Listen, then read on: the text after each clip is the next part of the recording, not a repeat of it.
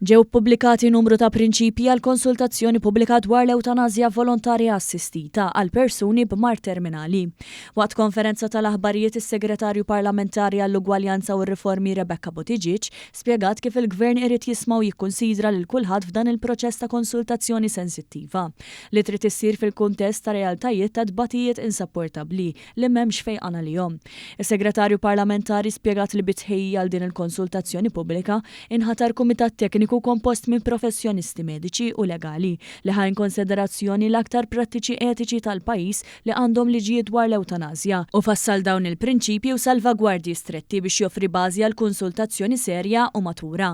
Il-prinċipji fid-dokumenti jipprovdu fost oħrajn li l-eutanazja volontarja assistita tista' tintalab biss minn persuni li għalqu 18-il sena, ikunu ilhom jirrisjedu f'pajjiżna mill-inqas 12-il xahar u jkunu qed ibatu b'mart terminali li medikament ikun iċċertifikat li se jtemm il-ħajja tal-istess persuna fi żmien 6 xhur.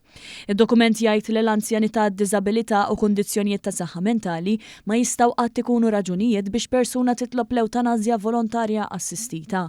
Fost id-diversi salvagwardji proposti hemm li se jkun meqjus bħala reat kriminali li persuna tħajjar jew iġġiel lil xi persuna biex titlob l-eutanazja volontarja assistita. Is-Segretarju Parlamentari Buttigieg komplet tispjega li d-dokument jipprovdi numru ta' salvagwardji fosthom l-obbligu tat-tim mediku li jispjega lil persuna b'marda terminali s-servizzi tal-kura paljattiva li l-Gvern jagħti kompli investi fit-tisħiħ tiegħu.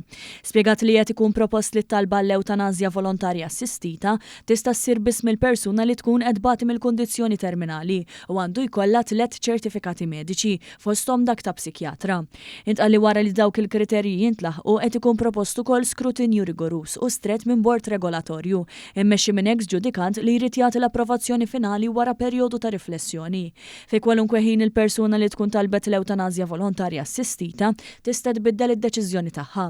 Il-membri tal-professjoni medika b'oġġezzjoni tal-kuxjenza għandhom dritt li ma jipparteċipawx fil-proċess li jwassal għall-eutanazja volontarja assistita jekk il-pazjent fil-kura tagħhom jitlob dan. Madankollu huma obbligati li meta għandhom persuna li titlob l-eutanazja volontarja assistita jirreferu għal il-professjonisti oħrajn. Bħala parti minn din il-konsultazzjoni pubblika qed ikun propost id-dritt li persuna tagħmel testament mediku. Is-Segretarju Parlamentari Buttigieg spjegat li din ma tagħtix dritt li persuna titlob l-eutanazja volontarja assistita jekk ma jkunx hemm il-kriterji tal-eliġibilità.